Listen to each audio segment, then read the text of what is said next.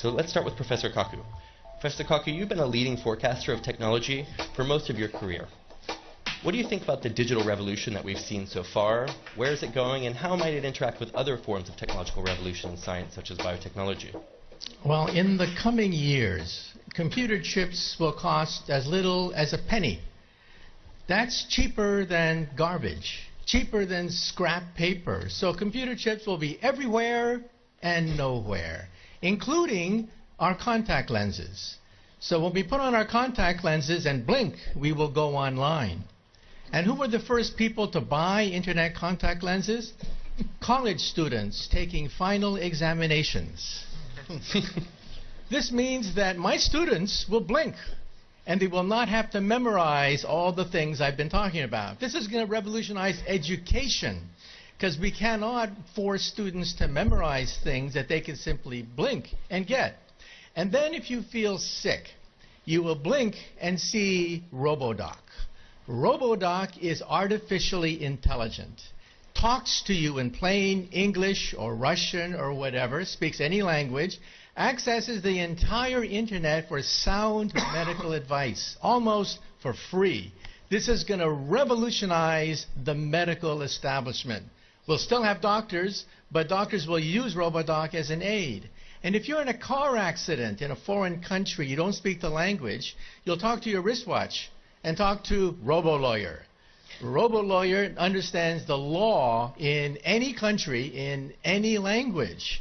In fact, I personally believe that artificial intelligence, the robotics industry, will eventually become bigger than the automobile industry of today, because your automobile will become a robot.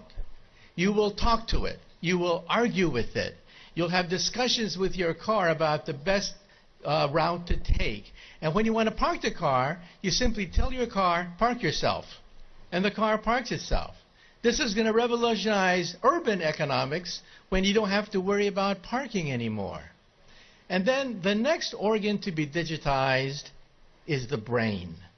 You may not know this, but 2 years ago, scientists were able to upload the first memories. Memories can now be uploaded and downloaded. This makes possible BrainNet. BrainNet could be the next step in the evolution of the internet.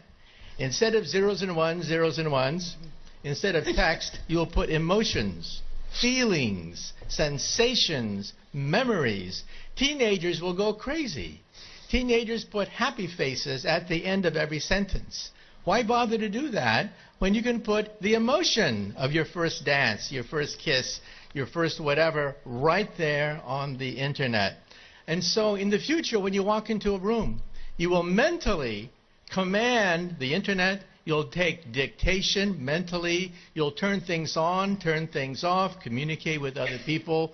People will think of you as a wizard of some sort, mentally communicating with everything around you. That's BrainNet. And then biotech is being digitized now. We can create a human body shop. We can create from your own cells, so there's no rejection mechanism. We can create skin, bone, cartilage, noses, ears, blood vessels, heart valves, bladders. Complete windpipes can be grown in the laboratory. The next organ to be grown, by the way, is the liver. So for all you alcoholics in the audience, take heart. We may be able to grow your next liver. So even the economy is now being digitized into something I call perfect capitalism. You see, capitalism is based on supply and demand.